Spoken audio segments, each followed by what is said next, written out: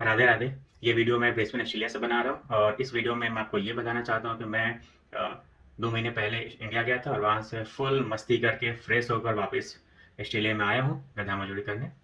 गधा मजदूरी नहीं, मैं जॉब करने।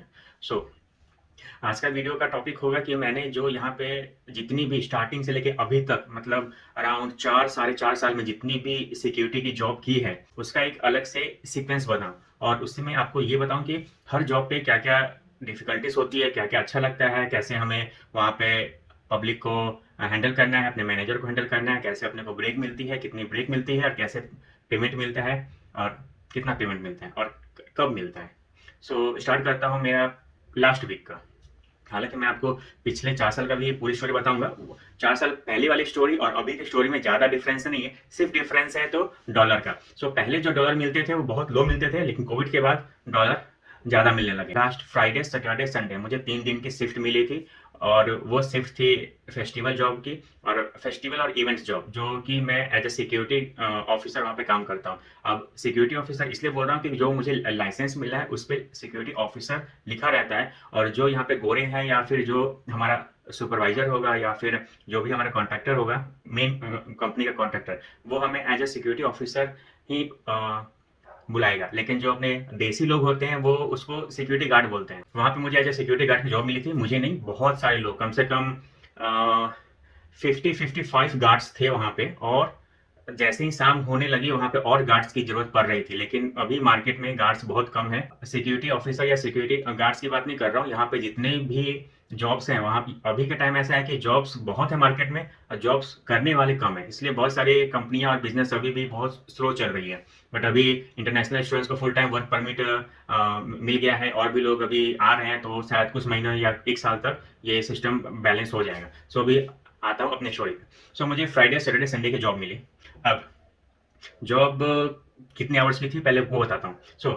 फ्राइडे की जॉब थी मेरी सुबह में 11:30 बजे से रात के 1 बजे तक, और शनिवार की मेरी जॉब थी सुबह 11:30 से 12:30 बजे रात तक, और रविवार की मेरी जॉब थी सुबह में 11:30 से शाम के 8:30 बजे तक। अब आप ये पूछोगे कि इतने लंबी जॉब्स को मैनेज कैसे किया जाता है, तो इसका सिर्फ एक ही आंसर है कि जब सामने से बंदा डॉलर देख रहा है ना कि मैं इतना लंबा शिफ्ट करूंगा या इतने ज्यादा घंटे काम करूंगा तो मुझे उतने ही ज्यादा डॉलर मिलेंगे। और एक वो जो यहाँ पे डॉलर कमाने का जब नशा आ जाता है ना, तब इंसान अपनी थकावट, अपने दूसरी प्रॉब्लम, छोटी मोटी प्रॉब्लम सब साइड में हो जाते हैं। सो शनिवार, फ्राइडे सैटरडे संडे की मेरी शिफ्ट थी। अब सैटरडे संडे तो मैं ऐसे भी यहाँ पे फ्री रहता हूँ। मेरी जो मेन जॉब है, मेरी जो फील्ड की जॉब है वो सिर्फ मंडे टू फ्राइडे होती है, लेकिन मुझे फ्राइडे को बहुत लंबी शिफ्ट मिल रही थी और इसमें डॉलर भी अच्छे मिल रहे थे, इसलिए मैंने अपने ऑफिस से फ्राइडे की छुट्टी ले ली और फिर मैंने फ्राइडे सैटरडे संडे 3 दिन की शिफ्ट एक्सेप्ट कर लिया। फिर मैं वहां पे गया। अब वहां पे जाने, अभी भी यहाँ पे शिफ्ट आ रही है, चलो मैं बाद में देख लूंगा उसको। यहाँ पे ना बहुत सारे ग्रुप बन चुके हैं अभी तक। ग्रुप मतलब जब मैं ज्वाइन हुआ था अभी 1 महीने पहले, उस टाइम पे व्हाट्सएप पर सिर्फ एक ग्रुप था, लेकिन 1 महीने में ही व्हाट्सएप पे 4 ग्रुप हो गए और 90% वहाँ पे सिक्योरिटी ऑफिसर या सिक्योरिटी गार्ड्स चारों के चारों ग्रुप में कॉमन ही है। सिर्फ 10% ही कुछ गार्ड्स इसमें है तो उसमें नहीं, उसमें है तो इसमें नहीं।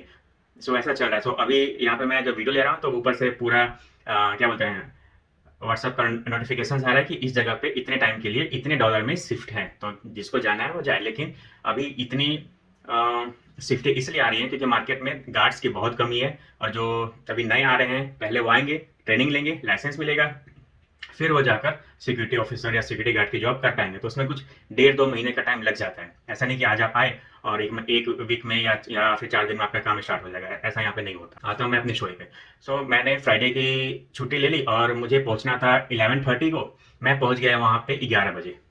अब 11 बजे पहुंच गया तो वहां पे जो भी सुपरवाइजर होते हैं उनके पास एक बुकलेट होती है, मतलब क्या बोलते हैं, बुक होती है, एक टाइप का रजिस्टर, कि वहाँ पे आपको अपना नाम लिखना है, अपना लाइसेंस नंबर लिखना है और आपको एक देंगे टैग। टैग मतलब एक यहाँ पे वो होता है, क्या बोलते हैं, फीता होता है और उसमें एक नंबर होता है। कहीं कहीं पे 3 डिजिट का होता है, कहीं कहीं पे 4 डिजिट का होता है। तो टैग देंगे, उस वो भी आपको वहाँ पे मेंशन करना पड़ेगा कि आपको कौन सा नंबर का टैग मिला है। उसके बाद बाजू में अपना टाइम इन लिखना पड़ता है, फिर साइन, फिर उसके बाद होता है टाइम आउट, फिर साइन। मतलब आप जिस टाइम पे आप जॉब स्टार्ट कर रहे हो वो टाइम लिख दो और जब आपकी शिफ्ट फिनिश हो जाएगी तो फिर उसी जगह पे आके उसी टाइम सीट पे मीन्स वो जो रजिस्टर है उसको बोलते हैं टाइम शीट। तो उसी टाइम शीट पे आपको अपना टाइम आउट भी लिखना है, मीन्स टाइम इन और टाइम आउट। इससे पता चलेगा कि आपने कितने घंटे काम किए, कब आए थे और कब आप जा रहे हो, और उसकी आपको लेनी है पिक्चर और आपको अपने कॉन्ट्रैक्टर को सेंड कर देना है, अगर आप सब कॉन्ट्रैक्टर के साथ काम कर रहे हो तो। ये था पहला मेथड। दूसरा मेथड क्या होता है कि सब कॉन्ट्रैक्टर आपको एक ऐप देते हैं, उसी ऐप में आपको sign in and sign out कर देना है, तो उससे उनका ऑटोमेटिक आपका टाइम, आपका लोकेशन उनके पास आराम से पहुंच जाता है। और मेथड नंबर 3 कि अगर आप किसी सब कॉन्ट्रैक्टर के साथ काम नहीं कर रहे हो, आप डायरेक्ट किसी कंपनी के साथ काम कर रहे हो, तो फिर भी आपको वहाँ पे टाइम शीट में ही मेंशन करना है, या फिर उनकी खुद की ऐप होगी उस पे आपको मेंशन करना है। और कहीं-कहीं पे दोनों होते हैं, आपको टाइम शीट भी लिखना है और साथ में अपने ऐप पर भी वो चीज़ मेंशन करनी है। सो ये कहानी होती है। अब आप पूछोगे कि डायरेक्ट कंपनी और सब कॉन्ट्रैक्टर क्या होते हैं? तो भाई डायरेक्ट कंपनी मतलब यहाँ पे जो कंपनियाँ होती हैं, जो सिक्योरिटी की एजेंसीज होती है, वो आपको हायर करेंगे, वही आपको भेजेंगी, उसमें आपका पूरा टाइम टेबल होगा, और यहाँ पे टाइम टेबल को बोलते हैं रोस्टर। सो आपको यहाँ पे पूरा रोस्टर मिलेगा, उसी से आपको कहाँ जाना है, कितने बजे पहुँचना, कितने बजे से आपको जॉब स्टार्ट करनी है, कितने बजे आपकी जॉब फिनिश होगी, कितने ब्रेक्स होंगे, उसमें मेंशन रहता है, अगर आप डायरेक्ट कंपनी के साथ काम करते हो तो। अब आप पूछोगे कि सब कॉन्ट्रैक्टर कौन होते हैं? तो सब कॉन्ट्रैक्टर जहाँ तक अभी तक मैंने देखा है, उसमें सब कॉन्ट्रैक्टर 90% लोग अपने देसी होते हैं। अब आप इसमें कंफ्यूज हो गए कि सब कॉन्ट्रैक्टर और डायरेक्ट कंपनी, इन दोनों में से कौन सा सही है और कहाँ पे हमें अप्लाई करना चाहिए, या फिर कहाँ से हमें अच्छे पेमेंट या फिर अच्छे आवर्स मिलेंगे? तो यहाँ पे दोनों एक दूसरे के साथ लिंक ही है। अगर आप डायरेक्ट कंपनी के साथ करोगे तो वो आपको डायरेक्ट पे करेगी, लेकिन उसमें टैक्स भी काटेगी। अगर आप किसी सब कॉन्ट्रैक्टर के साथ करोगे तो वो भी आपको डायरेक्ट पे करेंगे, और टैक्स डिपेंड होता है कि वो आपको एबीएन पे करते हैं या फिर टीएफएन पे। ये दो मेथड है जिसमें यहाँ ऑस्ट्रेलिया में टैक्स काटे जाते हैं। अब स्टोरी ऐसा है कि अगर किसी सिक्योरिटी एजेंसी के पास कुछ ज़्यादा गार्ड्स की जरूरत पड़ी, और वो भी टेम्पररी बेस पे, तो वो मार्केट से गार्ड्स ढूंढने नहीं जाते। वो क्या करते हैं, सब कॉन्ट्रैक्टर कंपनियां जितनी होती हैं, वो सब कॉन्ट्रैक्टर वाले कॉल करते हैं कि हमें इतने गार्ड्स इतने टाइम के लिए इस जगह पे इतने रेट से चाहिए। तो जो सब कॉन्ट्रैक्टर होते हैं, मतलब जो अपने देसी लोग होते हैं, उन्होंने अपने यहाँ पे कंपनी खोल के रखी हुई है, रजिस्टर किया हुआ है, लाइसेंस लिया हुआ है, उसका इंश्योरेंस कराया हुआ है, वो पूरी प्रोसेस अलग ही होती है। तो अब सब कॉन्ट्रैक्टर का काम क्या है कि वो जाएगा मार्केट में, सर्च करेगा कि कहाँ पे गार्ड्स हैं और किस किस के पास सिक्योरिटी का लाइसेंस है, किसके पास सिक्योरिटी लाइसेंस के अलावा आरएसए का सर्टिफिकेट है, उसके अलावा किसके पास फर्स्ट एड का सर्टिफिकेट है। ये सब क्या होता है वो मैं आपको अगले वीडियो में धीरे धीरे बताऊंगा। सो हमारे जैसे लोग उनके साथ जुड़ते हैं और फिर उनके साथ काम करते हैं। सो इसमें होता है क्या कि जो मेन सिक्योरिटी की एजेंसी है वो पे करती है सब कॉन्ट्रैक्टर को, और जो सब कॉन्ट्रैक्टर होता है वो पे करता है हमें। सो हम जैसे ही अपने वेन्यू या फिर जहाँ पे प्लेस है वहाँ पहुँचते हैं, वहाँ पे हम साइन करते हैं और फिर अपनी जॉब स्टार्ट होती है, और फिर जब अपनी जॉब खत्म होती है वापस उसी जगह पे आके उसी टाइम शीट पे साइन करते हैं, उसकी फोटो लेते हैं, या तो जो ऐप होती है उसमें हम उसको मेंशन करते हैं, और वो चीज़ भेजते हैं अपने सब कॉन्ट्रैक्टर के पास, और फिर यहाँ की एजेंसी पे करती है सब कॉन्ट्रैक्टर को और सब कॉन्ट्रैक्टर पे करता है हमें। सो इस तरीके से यह साइकिल चलता रहता है। इसमें मैं आपको एक चीज़ ऐड करना चाहता हूँ कि जब कोविड के पहले स्टूडेंट के पास 20 आवर्स वर्क परमिट थी, तो वो ज़्यादातर डायरेक्ट कंपनी के साथ जुड़ के काम करते थे। 50% लोग कंपनी के साथ जुड़कर ही काम करते थे और 50% सब कॉन्ट्रैक्टर के साथ। लेकिन अब कोविड के बाद 90% लोग सब कॉन्ट्रैक्टर के साथ काम करते हैं, सिर्फ 10% लोग ही हैं जो कि डायरेक्ट कंपनी के साथ काम करते हैं। अभी आपको मैंने ये बताया कि पूरी प्रोसेस चलती कैसी है। ऐसा नहीं कि मैंने हर टाइप की जॉब की सिक्योरिटी में, लेकिन मैंने यहाँ पे बहुत सारी जगह पे बहुत सारे लोगों के साथ काम किया, जो कि यहाँ पे कुछ लोग 5 साल से यहाँ पे सिक्योरिटी में, कुछ लोग 10 साल से, कुछ लोग तो 20-20 साल से हैं। मतलब वो स्टूडेंट वीजा पे आए थे तब भी वो एज ए सिक्योरिटी ऑफिसर ही काम करते थे, अभी वो सिटीजन हो गए हैं, उनका यहाँ पे घर है, उनके बच्चे लाइक मेरे उम्र के हो गए हैं, नहीं मुझसे तो छोटे ही होंगे, मतलब वो कॉलेज में भी जाते हैं।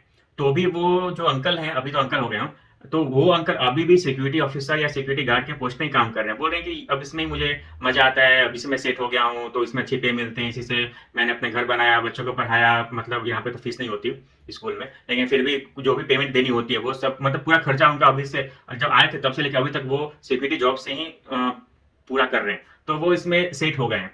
और कुछ लोग होते हैं जो 2 साल करते हैं, 3 साल करते हैं, फिर इसमें से भी बोर हो जाते हैं और फिर दूसरी फील्ड में चले जाते हैं। और कुछ लोग होते हैं जो दूसरी फील्ड से वापस इस फील्ड में आते हैं, तो उसमें से मैं हूँ कि मैंने कोविड से पहले काम किया था, कोविड के बीच में मैंने 1.5 साल 2 साल छोड़ दिया, फिर वापस जब मैं इंडिया से वापस आया हूँ अभी, तो अभी कुछ 1 महीने से दोबारा स्टार्ट किया। तो मेरे पास बहुत सारे स्टोरीज हैं कि मुझे कब क्या कुछ प्रॉब्लम्स हुई, कैसे उसको मैंने फेस किया, कैसे हमें यहाँ पे लोगों को हैंडल करना पड़ता है, और यहाँ पे क्या क्या करने की हमारे पास परमिशन है और क्या हम नहीं कर सकते, वो भी मैं आपको अपने अगले आने वाले वीडियोस में बताऊंगा। सो अभी के लिए इस वीडियो में इतना ही।